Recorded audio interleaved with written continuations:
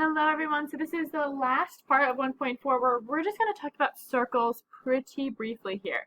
Okay, let's talk about some circle vocab.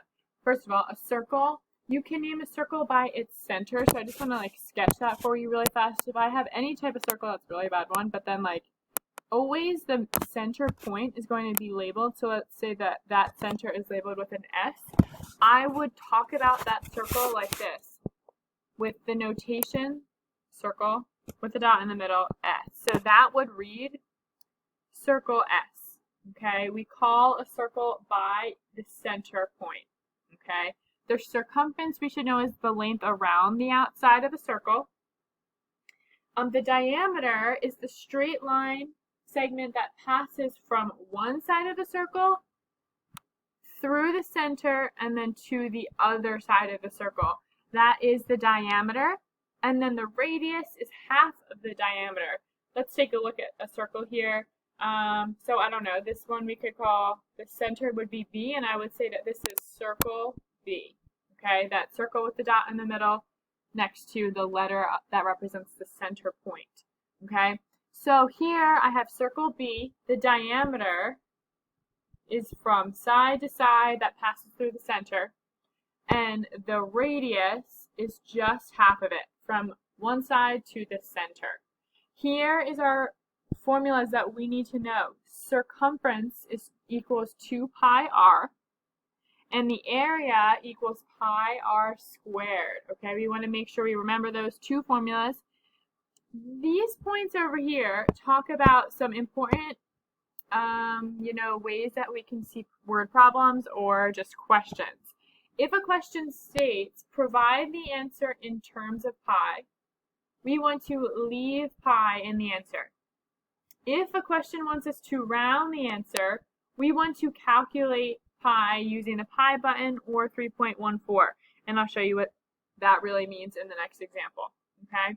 Make sure we have that stuff in our notes. We're going to take a look at this example. It says, here I have a circle. Let's label it, shall we? Let's say that this is circle T. Okay, circle T has the diameter of a circle is 14 feet. Wow. So here I'm going to label 14 as my diameter. What is the area of the circle in terms of pi? So area formula I know is pi r squared. Okay. If my diameter is 14, what's my radius? 7, right? We cut that 14 in half. So here I'm going to have area equals pi r, which is 7 squared. In terms of pi, that phrase tells me I want to leave pi in my answer. So all we have to do, guys, is do 7 squared, which gives me 49 pi. There's my answer, and I would say feet squared because it is an area. Okay, 49 pi feet squared is the area of that circle T. Circumference, I want to write down that formula is 2 pi r. Okay, what is the circumference of the circle to the nearest hundredth? Look, it wants me to round, so I'll show you what that means. I'm now going to say 2 pi, my r I know is 7, my radius. Into a calculator, you can actually type that whole thing. 2, find the pi button, and then times 7. You can also do into a calculator, well, I'll do 2 times 7 gives me 14. Pi is 3.14, right? And I could type that into a calculator. 14 times 3.14, and it's going to give us about 43.96.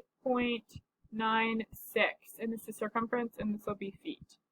Okay, so notice the difference in how the question says, in terms of pi, we leave that pi in the answer. Round to the nearest hundredth. My final answer is a decimal, right? There's no pi in it. Okay, quick lesson about how to find area and circumference of circles. Great job, you guys. That is 1.4.